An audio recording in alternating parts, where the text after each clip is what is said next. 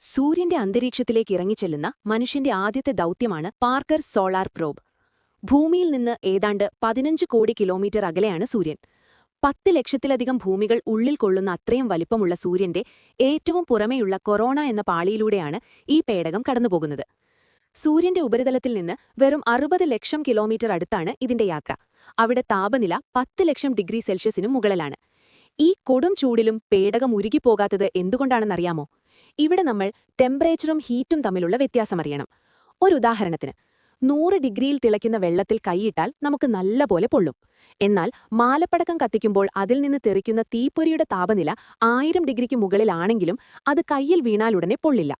കാരണം വെള്ളത്തിൽ തന്മാത്രകൾ കൂടുതലായതുകൊണ്ട് അതിലടങ്ങിയിരിക്കുന്ന താപം അഥവാ ഹീറ്റ് കൂടുതലാണ്. എന്നാൽ ആ ചെറിയ തീപ്പൊരിയിൽ ഹീറ്റ് വളരെ കുറവാണ്. അതുപോലെയാണ് സൂര്യന്റെ അന്തരീക്ഷവും. അവിടെ ചൂട് കൂടുതലാണെങ്കിലും വാതകങ്ങൾ കുറവായതുകൊണ്ട് പേടകത്തിലേക്ക് ആ താപം നേരിട്ട് എത്തുന്നില്ല. ഇതുകൂടാതെ പേടകത്തിന്റെ മുൻഭാഗത്ത് കട്ടിയുള്ള ഒരു കാർബൺ ഷീൽഡുണ്ട്. ഷീൽഡിന് പുറത്ത് ആയിരക്കണക്കിന് ഡിഗ്രി ചൂടുണ്ടെങ്കിലും പേടകത്തിനുള്ളിൽ വെറും 30 ഡിഗ്രി സെൽഷ്യസ് മാത്രമേ ഉണ്ടാകൂ. മണിക്കൂറിൽ ഏതാണ്ട് 7 ലക്ഷം കിലോമീറ്റർ വേഗതയിലാണ് ഈ പേടകം സഞ്ചരിക്കുന്നത്. മനുഷ്യൻ നിർമ്മിച്ചതിൽ വെച്ച് ഏറ്റവും വേഗതയേറിയ വസ്തുവാണിത്. ഇത്രയും കാലം ഇതിലെങ്ങനെ ഇന്ധനം ബാക്കിയുണ്ടായി എന്ന് നിങ്ങൾ ചിന്തിക്കുന്നുണ്ടാകും. ഗ്രഹങ്ങളുടെ ഗുരുത്വാകർഷണം ഉപയോഗിച്ചാണ് ഇത് വേഗത കൂട്ടുന്നത്. പക്ഷേ ഇതിലെ ഉപകരണങ്ങൾ സൂര്യന് നേരെ തിരിച്ചുവെക്കാൻ ചെറിയ അളവിൽ ഇന്ധനം ആവശ്യമാണ്. ഈ ദൗത്യം അതിന്റെ അവസാന ഘട്ടത്തിലേക്ക് കടക്കുകയാണ്.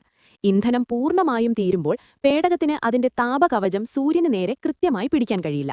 അതോടെ സെക്കൻഡുകൾക്കുള്ളിൽ ഈ പേടകം സൂര്യന്റെ അന്തരീക്ഷത്തിൽ ഒരു ഉൽക്കയെപ്പോലെ കത്തിയമരും. എങ്കിലും സൂര്യനെക്കുറിച്ചുള്ള വിപ്ലവകരമായ ഒരുപാട് അറിവുകൾ ഈ ദൗത്യം ഇതിനോടകം തന്നെ നമുക്ക് നൽകിക്കഴിഞ്ഞു.